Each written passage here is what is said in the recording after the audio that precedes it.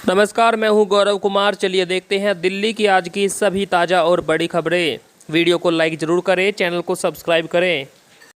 दिल्ली में 1 करोड़ से ज़्यादा लग चुकी है कोरोना की वैक्सीन। मुख्यमंत्री अरविंद केजरीवाल ने कहा कि दिल्ली में आज तक 1 करोड़ से ज़्यादा कोरोना की वैक्सीन लग चुकी है। यह 1 करोड़ वैक्सीन 74 लाख लोगों को लगी है। 26 लाख लोगों को वैक्सीन की दोनों डोज लगी है, बाकी लोगों को वैक्सीन की 1 डोज लगी है। मुख्यमंत्री ने कहा कि दिल्ली में लगभग 50% आबादी को वैक्सीन की 1 डोज लग चुकी है। दिल्ली में कोरोना की स्थिति पर डालते हैं संक्षिप्त में नज़र। दिल्ली में कोरोना वायरस से राहत मिल रही है। पिछले 24 घंटों में 58 नए मरीज मिले। 1 मरीज की मौत हो गई है, वहीं 56 मरीज ठीक हुए। राजधानी में अब तक 14,36,265 लोग कोरोना संक्रमित हो चुके हैं, जिसमें से 14,10,631 ठीक हो चुके हैं। 25,053 लोगों की मौत हो चुकी है। अभी कोविड के 581 एक्टिव केस मौजूद हैं। निचले इलाकों में कम हुआ बाढ़ का खतरा, घटा यमुना का जलस्तर। दिल्ली में यमुना नदी अभी भी अपने खतरे के निशान पर बह रही है।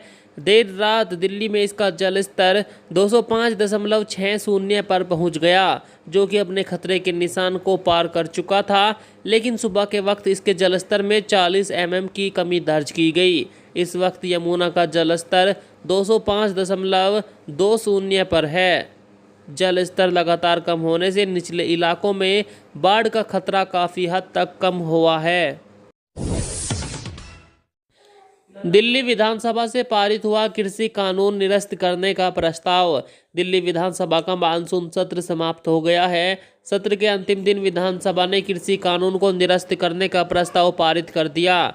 यह प्रस्ताव आम आदमी पार्टी के विधायक जरनैल सिंह ने सदन में रखा था। उन्होंने कहा 8 महीने से किसान धरने पर बैठे हैं। इस दौरान 600 से अधिक किसानों की मौत हुई, लेकिन प्रधानमंत्री ने कोई संवेदना तक व्यक्त नहीं की। इस सिस्टम पर शर्म आती है जो लोगों के बारे में नहीं सोचता। बीजेपी के मंत्री ने कहा मटन चिकन से ज़्यादा खाएं गाय का मांस। मेघालय सरकार में बीजेपी के मंत्री शनबोर शुल्लई ने बड़ा बयान दिया।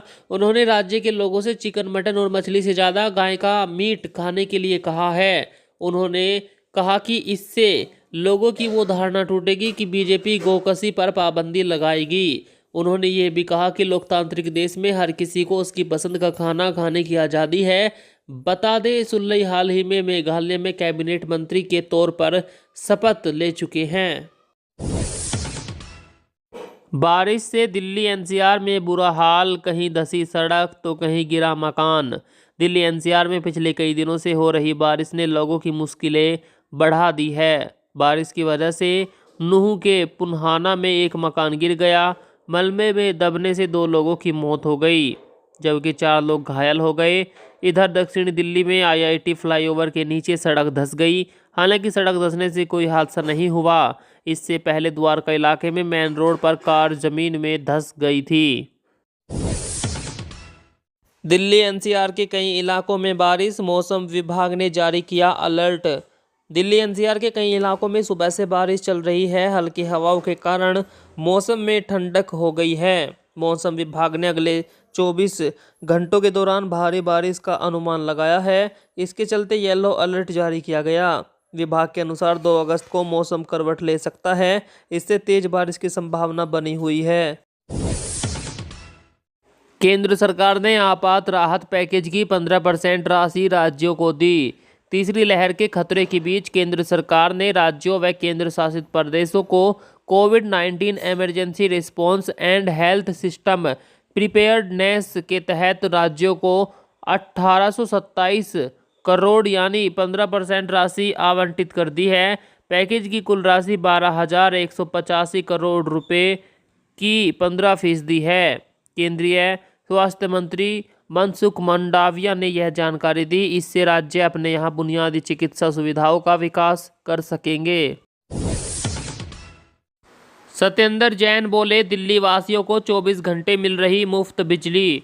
दिल्ली के ऊर्जा मंत्री सत्येंद्र जैन ने दिल्ली वासियों के लिए मुफ्त बिजली देने को लेकर बयान दिया। उन्होंने कहा कि दिल्ली में 73% लोगों के घर बिजली का बिल ही नहीं आता। ये है अरविंद केजरीवाल का बिजली मॉडल। यह है आम आदमी पार्टी सरकार की ईमानदार और भ्रष्टाचार मुक्त नीति का नतीजा है। आज दिल्ली वासियों को 24 घंटे मुफ्त बिजली मिल पा रही है। पत्नी का मर्डर करके चाकू लेकर थाने पहुंचा शख्स। दिल्ली के मंगोलपुरी इलाके में एक शख्स ने चाकू घोंपकर पत्नी की हत्या कर दी। उसके बाद आरोपी चाकू लेकर थाने पहुंच गया। पुलिस ने आरोपी को गिरफ्तार कर लिया है। आरोपी का कहना है कि उसे शराब पीने की लत है, जिसकी वजह से पत्नी ने उसे घर से निकाल दिया था। पिछले 1 महीने से वह फुटपाथ में रह रहा था। इस बात से नाराज उसने वारदात को अंजाम दिया। राहुल गांधी बोले, न राष्ट्रीय सीमा सुरक्षित न राज्य सीमा। असम और मिजोरम सीमा पर हुए गोलीकांड के बाद अब तक हालात सामान्य नहीं हुए। इस बीच कांग्रेस नेता राहुल गांधी ने केंद्र सरकार पर निशाना साधा। उन्होंने कहा कि न राष्ट्रीय सीमा सुरक्षित है न राज्य सीमा सुरक्षित है। विवादों और दंगों को हमारे देश की पवित्र भूमि में बीज की तरह बोया जा रहा है। इसका परिणाम भयानक है और होगा। केंद्र सरकार ने 10% संक्रमण दर वाले जिलों में सख्त पाबंदी लगाने के दिए निर्देश। देश में कोरोना की तीसरी लहर की आशंका के बीच केंद्र सरकार ने 10 राज्यों में कोरोना की स्थिति की समीक्षा की। इनमें केरल, महाराष्ट्र, कर्नाटक, तमिलनाडु, ओडिशा, असम, मिजोरम, मेघालय, आंध्र प्रदेश और मणिपुर शामिल है। देश में 46 जिलों में 10% से ज़्यादा संक्रमण दर है। वहीं 53 जिलों में यह 5 से 10% के बीच है। ऐसे में केंद्र ने 10% से ज़्यादा संक्रमण दर वाले जिलों में सख्त पाबंदी लगाने के निर्देश दिए हैं। बेरोजगारी की मार झेल रहे युवा, केंद्र में खाली पड़े हैं 8,72,000 पद।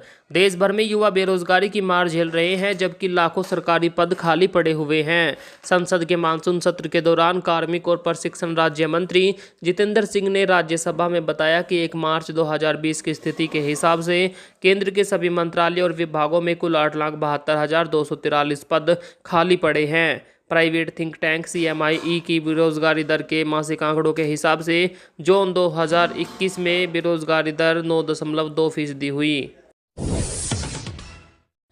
9 घंटे चली 12वें दौर की कोर कमांडर स्तरीय बैठक, तनाव घटाने पर हुई बात। भारतीय और चीन के बीच लंबे समय से चल रहे सीमा विवाद को सुलझाने के लिए सैन्य और राजनयिक स्तर की 12वें दौर की बैठक हुई।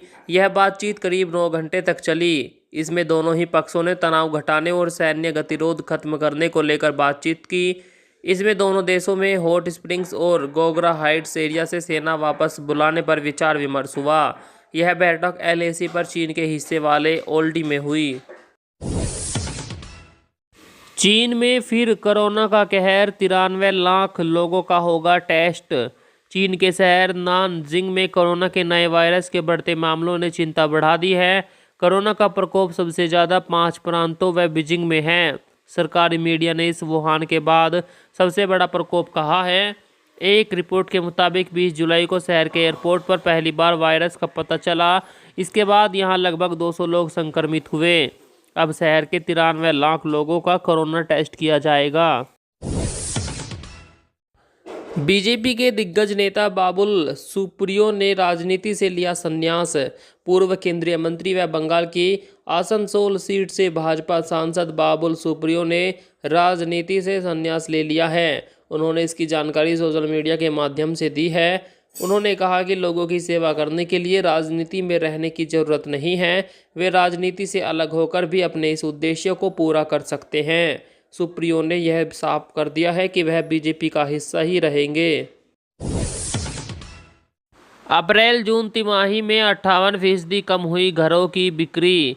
देश में महामारी की दूसरी लहर से रियल एस्टेट क्षेत्र को झटका लगा है। अप्रैल-जून 2021 में देश के 7 बड़े शहरों में घरों की बिक्री में 58% की कमी आई। डेटा एनालिटिक कंपनी प्राइप इक्विटी की एक रिपोर्ट में यह दावा किया गया। इस दौरान रिहायशी संपत्तियों की बिक्री 45,208 इकाई थी, जबकि पिछली तिमाही यानी जनवरी से मार्च 2021 के दौरान रिहायशी संपत्तियों की बिक्री का आंकड़ा 1,08,420 इकाई था। भारतीय महिला हॉकी टीम पहली बार पहुंची क्वार्टर फाइनल में। टोक्यो ओलंपिक में ग्रेट ब्रिटेन ने पूल ए के आखिरी मैच में आयरलैंड को 2-0 से हराया। इसके चलते भारतीय महिला हॉकी टीम अपने पूल में चौथे स्थान पर रहते हुए अंतिम 8 में पहुंच गई। इससे पहले इसमें पहुंचने के लिए भारत की उम्मीदें टूट चुकी थी, लेकिन अब तस्वीर बदल गई है। भारतीय महिला हॉकी टीम पहली बार ओलंपिक के क्वार्टर फाइनल में पहुंची। भारत ने दक्षिण अफ्रीका को 4-3 से हराया।